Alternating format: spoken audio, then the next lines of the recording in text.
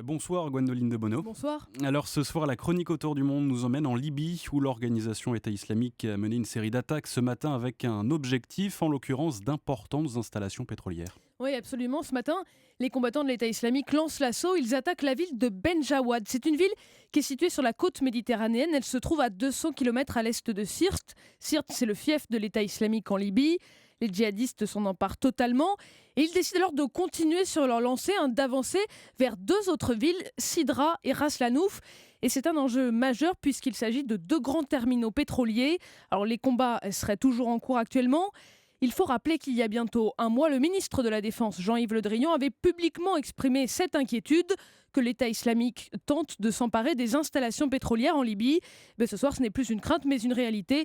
L'organisation État islamique vient de pénétrer dans une région qui contient plus de la moitié des réserves de pétrole du pays. Et quel est l'intérêt pour l'État islamique de s'emparer justement de cette région pétrolière? En fait, il y en a plusieurs. Alors d'abord, évidemment, profiter du brut libyen pour supporter leur effort de guerre, c'est-à-dire tout bêtement mettre du pétrole dans leurs voitures, faire tourner les générateurs dans les territoires qu'ils contrôlent, et puis bien sûr, le revendre au niveau local. C'est exactement la même stratégie que dans l'est de la Syrie. Là-bas, c'est principalement grâce au pétrole que l'État islamique se finance. C'est pour ça que la coalition essaye de frapper les installations pétrolières pour frapper les djihadistes au porte-monnaie. En Libye, c'est d'autant plus important pour eux que le pétrole est à peu près la seule ressource que le pays a à offrir. Bon, alors cela dit, l'État islamique n'en est pas encore là, car pour s'emparer de la production, il faut s'emparer à la fois des pipelines, des champs pétroliers, des raffineries. Ça représente beaucoup de portions de territoire. Seulement, il y a un autre avantage de contrôler le pétrole, c'est évidemment avoir un pouvoir de nuisance. Parce que si vous contrôlez le pétrole, eh bien, cela affaiblit les autres groupes armés. Et puis, plusieurs pays européens achètent aujourd'hui des produits pétroliers à la Libye. C'est le cas de la France, c'est le cas de l'Italie ou de l'Espagne. Donc, si l'État islamique s'empare de ces installations, il peut couper il peut couper les importateurs européens d'une partie du brut libyen. C'est un objectif important. Plusieurs sources françaises nous l'ont confirmé.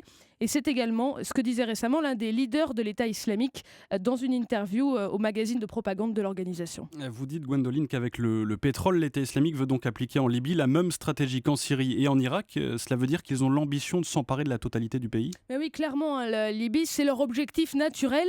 Vous savez, l'État islamique, on le sait, n'est jamais aussi bon, aussi efficace que lorsqu'il s'implante dans un pays où règne le chaos. Bien évidemment, c'est le cas de la Libye. On est sur un non-État, il n'y a plus d'État central. Il faut bien voir qu'en un peu plus d'un an, dans ce pays, les djihadistes de l'État islamique sont passés d'une centaine à, on pense aujourd'hui, plus de 3000. C'est énorme. Plusieurs groupes armés leur ont prêté allégeance. Cela signifie que leur assise territoriale progresse. Dans les magazines de propagande de l'État islamique, la Libye est souvent citée comme un des territoires à conquérir de manière prioritaire. Et d'ailleurs, il y a un signe qui ne trompe pas. L'état-major de l'État islamique a envoyé un émir irakien en Libye pour superviser cette conquête. Un homme important qui vraisemblablement a été abattu il y a 2 mois par une frappe de drone.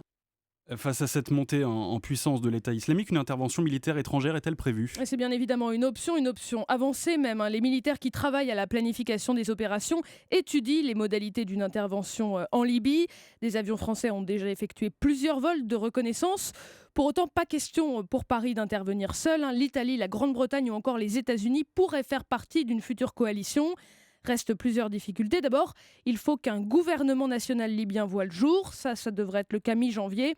Plus question pour la communauté internationale d'appliquer l'option militaire avant la solution politique.